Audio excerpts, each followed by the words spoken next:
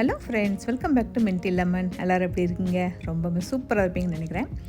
இன்றைக்கி நம்ம என்ன செய்ய போகிறோன்னா வெங்காய சட்னி செய்ய போகிறோம். வெங்காய சட்னி இது கொஞ்சம் டிஃப்ரெண்ட்டாக இருக்கும்.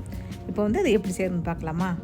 ஃபஸ்ட்டு கொஞ்சம் எண்ணெய் ஊற்றிட்டு நல்லெண்ணெய் நல்லா தாராளமாகவே சேர்த்துக்கோங்க. அதுக்கப்புறம் 2 ஸ்பூன் கடலைப்பருப்பு, 2 ஸ்பூன் உளுத்தம்பருப்பு, இது ரெண்டையும் சேர்த்துட்டு லைட்டாக ஒரு ரோஸ்ட் பண்ணுங்கள். கொஞ்சம் ரோஸ்ட் பண்ணோன்னே காரத்துக்கு தேவையான மிளகா சேர்த்துக்கலாம். நான் ஒரு 4 மிளகா சேர்த்துருக்கேன். அதுக்கப்புறம் கொஞ்சமாக கறிவேப்பிலை,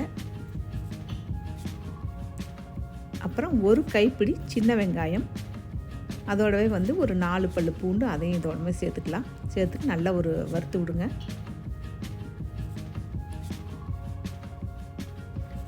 இது நல்லா ஓரளவுக்கு வதங்கினதுக்கப்புறமா ஒரு சின்ன மீடியம் சைஸ் தக்காளி, ஒரு தக்காளி நல்லா கட் பண்ணி அதையும் இதோடு சேர்த்துக்கலாம்.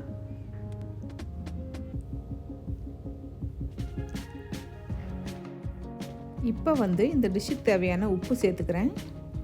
சேர்த்துட்டு கொஞ்சமாக புளி, அதையும் இதோடு சேர்த்துக்கலாம். சேர்த்துட்டு நல்லா வதக்கி விடுங்க.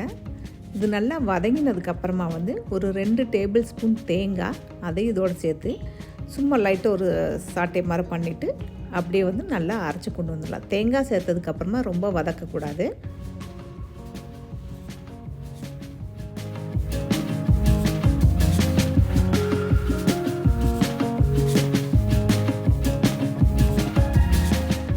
இப்போ நம்ம சட்னி அரைச்சி எடுத்துகிட்டு வந்துட்டோம். அதுக்கு ஒரு சின்ன தாளிப்பு கொடுத்துடலாம்.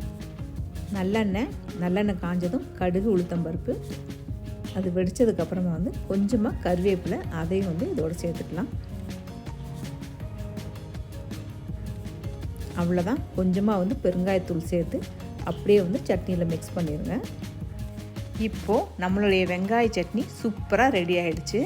இந்த வெங்காய சட்னி இட்லி, தோசை, அப்புறம் ஊத்தாப்பம் எல்லாத்துக்குமே வச்சு சாப்பிட்லாம். ரொம்ப சூப்பராக இருக்கும். இந்த சட்னியை நீங்களும் வீட்டில் ட்ரை பண்ணி பாருங்கள். ட்ரை பண்ணி பார்த்துட்டு உங்களுக்கு பிடிச்சிருந்துச்சுன்னா லைக் பண்ணுங்கள், ஷேர் பண்ணுங்கள். மறக்காமல் மின்டி லெமன் சேனலுக்கு சப்ஸ்கிரைப் பண்ணுங்கள். Thank you.